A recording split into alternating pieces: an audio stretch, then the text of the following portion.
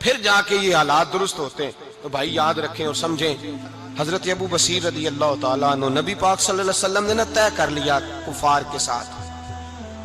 حدیبیہ کی جنگ ہوئی تو فرمایا اگر کوئی مسلمان مکے چلا جائے گا تو کافر کہنے لگے ہم واپس نہیں کریں گے, اور اگر کوئی کلمہ پڑھنے والا ستایا ہوا مسلمان مدینے آئے گا تو مسلمانوں کو واپس کرنا پڑے گا.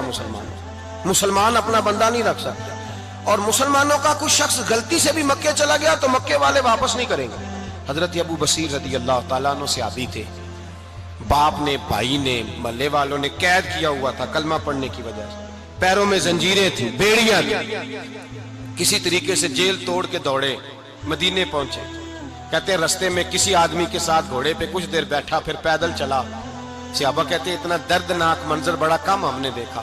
ابو بصیر جس گلی سے گزرتے وہاں خون پھیل جاتا, ان کی ٹانگیں خون سے کٹتی, وہ زنجیریں بندھی ہوئی در رسول پہ. حضور میں بھاگ کے آیا ہوں. کہتے ابھی نبی پاک صلی اللہ علیہ وسلم ان کی بات سن ہی رہے تھے کہ پیچھے سے قریش کے 2 سپاہی بھی آ گئے. کہنے لگے یہ بھاگ کے آیا ہے اور آپ کا وعدہ تھا کہ آپ واپس کریں گے.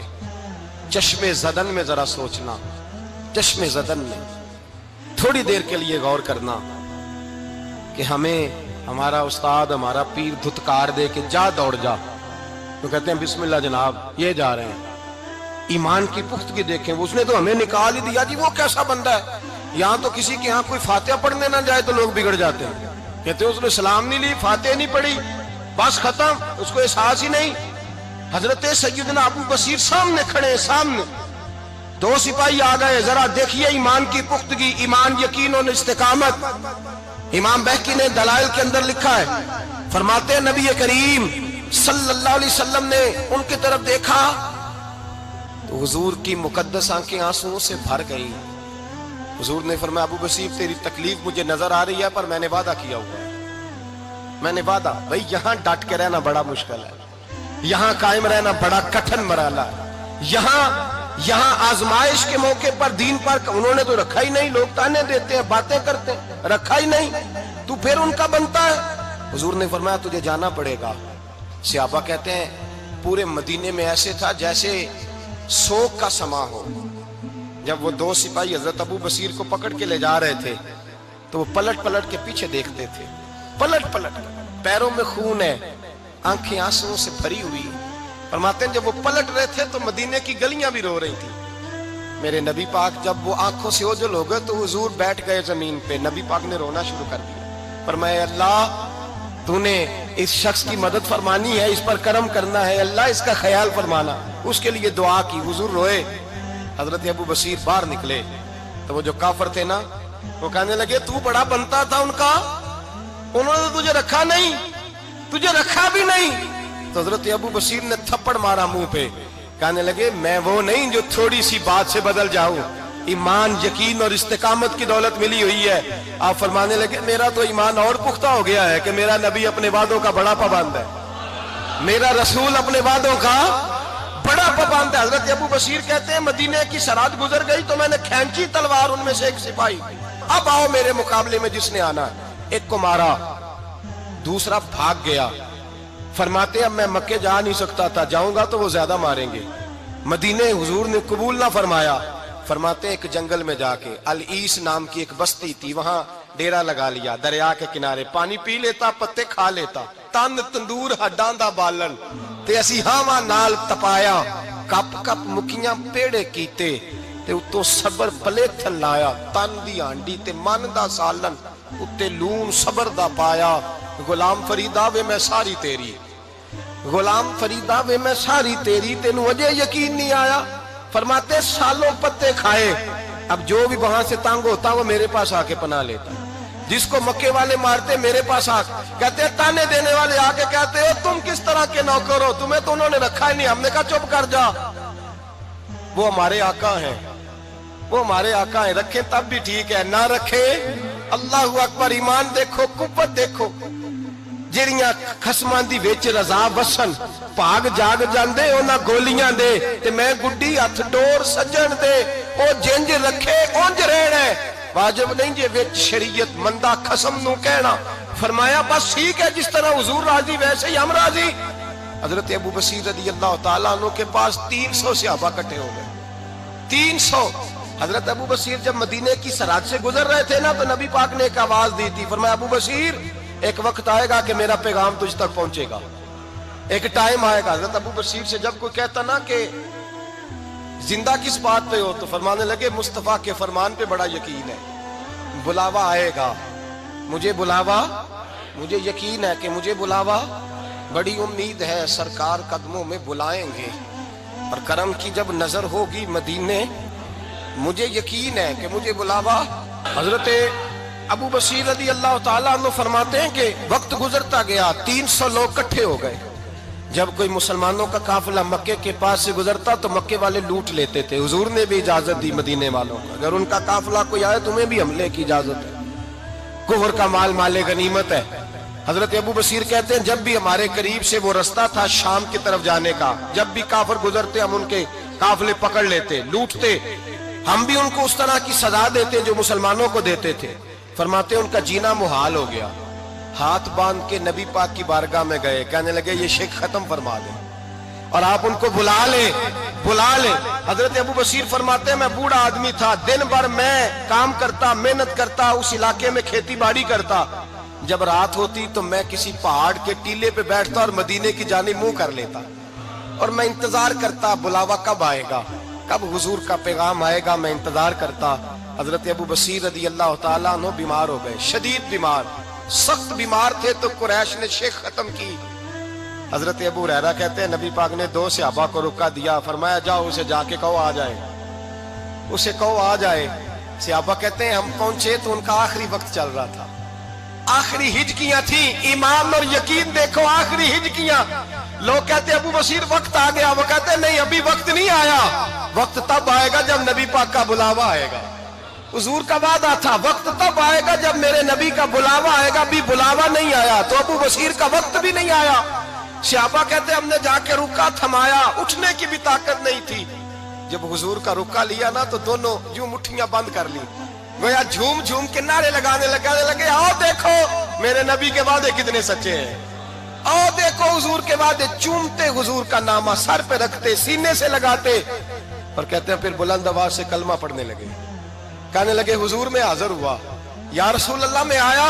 کہتے ہیں بلند آواز سے کلمہ پڑھا اور ان کی روح پرواز کر گئی, ان کی روح پرواز کر گئی. نبی رحمت صلی اللہ علیہ وسلم کے غلاموں کا یقین, اعتماد اتنے اعلیٰ درجے کا.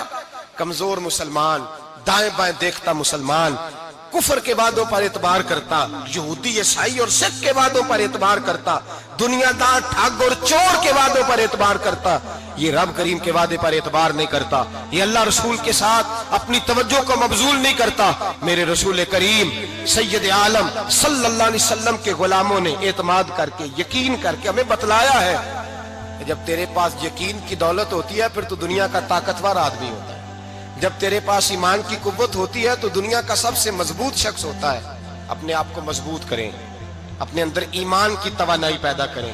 یہ جھوٹے وعدوں پر, جھوٹی تسلیوں پہ اپنے آپ کو زندہ نہ رکھیں, نہ دیکھیں دائیں بائیں کیا ہو رہا ہے, توجہ سیدھی اللہ رسول کی جانب رکھیں. مضبوط ایمان پیدا کریں, تگڑا, دانائی والا. ایک حدیث میں نے البدایہ میں پڑھی اور جب روایت پڑھی نا تو پڑھ کے میں نے کتاب بند کر دی. میں نے کہا بس بھائی اب اس سے آگے کہاں جانا ہے کسی نے, یہ تو حد ہے, اس عنوان پر حد ہے.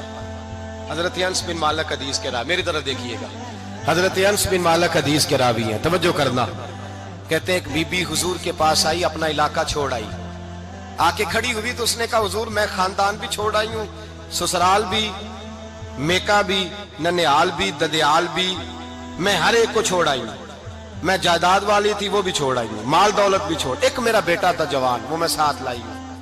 سونیا یہ آپ کی نوکری کرے گا اور میں حضرت فاطمہ کی ڈیوٹی کروں گی, میں حضرت عائشہ کے برتن دھویا کروں گی, میں بھی نوکری کروں گی, حاضر ہے. فرماتے ہیں رسول پاک نے بچہ اصحاب صفہ میں رکھ لیا, اصحاب صفہ, اور بی بی کو نبی پاک صلی اللہ علیہ وسلم نے عورتوں کے ساتھ متعین کیا. حضرت انس کہتے ہیں نوجوان بڑا پیارا, بڑا میٹھا, بڑا دھیما, بڑا وفاشار, وہ سبق اچھی طرح یاد کرتا, وہ نماز دلچسپی سے پڑھتا, وہ حضور کی باتوں کو غور سے سنتا, وہ رسیلا, وہ سنجیدہ, وہ کم گو, وہ میٹھا, وہ پیارا. کہتے ہیں بڑی دل کشا طبیعت, اس کی مقناطیسی سی شخصیت، طبیعت کھنچی چلی جائے اس کی طرف، بڑا حسین و جمیل وہ نوجوان.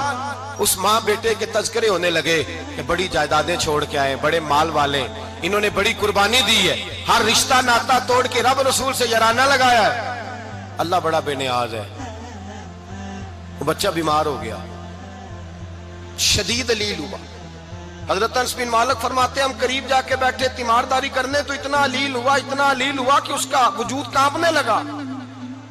کہتے ہیں کچھ ہی دیر گزری تو اس نے کلمہ پڑھا، روح پرواز کر گئی، روح پرواز کر گئی، سننا روح پرواز کر گئی. کہتے ہیں نبی پاک صلی اللہ علیہ وسلم کو بلایا، حضور آئے تو آنکھوں میں آنسو. نبی پاک صلی اللہ علیہ وسلم نے سر پہ ہاتھ پھیرا اور پہلے حضور نے جملے ارشاد فرمایا تم غسل دو، کفن دو، میں خود اس کا جنازہ پڑھاؤں گا. پھر حضور نے فرمایا نہیں، اسے غسل نہیں دینا. ارادہ بدل گیا، پروگرام تبدیل ہو گیا، اسے غسل نہیں دینا، کفن نہیں دینا. حضور کیا کرے؟ فرمایا اس کی اماں کو جا کے بتاؤ. یہ نہیں فرمایا بلا کے لاؤ، اماں کو جا کے بتاؤ. حضرت انس کہتے ہیں میں نے کوئی نرالا سے رنگ دیکھا، کوئی منفرد سا انداز دیکھا، ہمیں بھیج دیا اماں کو بلاؤ، اور خود نبی پاک اس کمرے سے نکل گئے اور حضور کے آنسو بھی یکدم خشک ہو گئے. مزاج بدل گیا، پریشانی بدل. اماں کو بلاؤ اس کی. نہیں، ارادہ ہے محبوب کیا ہے، ارادہ ہے خدا کیا ہے. کہتے اس کی اماں کو جا کے خبر دی تو ماں کو تو بس کوئی اتنا بتا دے کہ بیٹا سائیکل سے گر گیا ہے، سائیکل سے گر گیا ہے. اماں ساری رات سوتی نہیں. ایک شاعر نے کہا تھا ایک مدت ہوئی میری ماں نہیں سوئی، میں نے ایک رات کہا تھا مجھے ڈر لگتا ہے، ایک رات کہا تھا مجھے ڈر لگتا ہے. یہ اپنے اپنے رنگ ہوتے ہیں، اپنا اپنا انداز ہوتا ہے. رمضان شریف کا مہینہ آتا تو میری اماں جی کہاں گری کا تیل منگاتی، چیزیں منگاتی، اور پھر زبردستی میں منع کرتا کہ اماں جی نہیں، یہ آپ کیا کر رہی ہیں، میں تو تیل ویسے بھی ذرا کم استعمال کرتا ہوں، تو رگڑ کے، اور نہیں کتابیں بڑی موٹی ہیں، فلاں چیز بڑی موٹی. اس کا رنگ تھوڑا نرالا ہے. اور یہ جو ماں کا رنگ ہے نا، اس جیسا رنگ دوسرا ملتا بھی کوئی نہیں دنیا میں. یہ اپنی مثال آپ ہی ہے. اماں کو کہا تیرا بیٹا، اماں ذرا دوڑی، گری، پھر اٹھی، پھر گری، پھر اٹھی، پھر گری، روتی ہوئی آئی. کہتے ہیں پیچھے وہ روئی، لیکن جب بیٹے کی میت کے قریب آئی تو اب نہیں روئی. کہتے ہیں ہمارے چہروں پہ نظر دے ڈالی اور کہنے لگی تمہارا کلاس فیلو فوت ہو گیا ہے، واقعی چلا گیا ہے. کہاں پردہ کر، واقعی کہاں؟ کہتے ہیں اماں نا زمین پہ بیٹھی اور پہلے اس نے بیٹے کے پیر اٹھا کے چومے، پھر سینے پہ رکھے، پھر وہاں سے اٹھی اور ادھر آئی، سر سجدے میں رکھا اور دونوں ہاتھ اٹھا کے کہنے لگی اے اللہ میں دولت کے لیے ایمان نہیں لائی تھی، اے اللہ میں جائیدادوں کے لیے کلمہ نہیں پڑھا تھا، مولا میں تیری بارگاہ میں آئی تھی تو میں تیرے اور تیرے رسول کو مان کر آئی تھی. خدا بندہ میں نے میکے چھوڑ دیے، سسرال چھوڑ دیا، ننیال چھوڑ دیے، ددیال، وہ دشمن تھے سارے دین کے، چھوڑ کے آئی.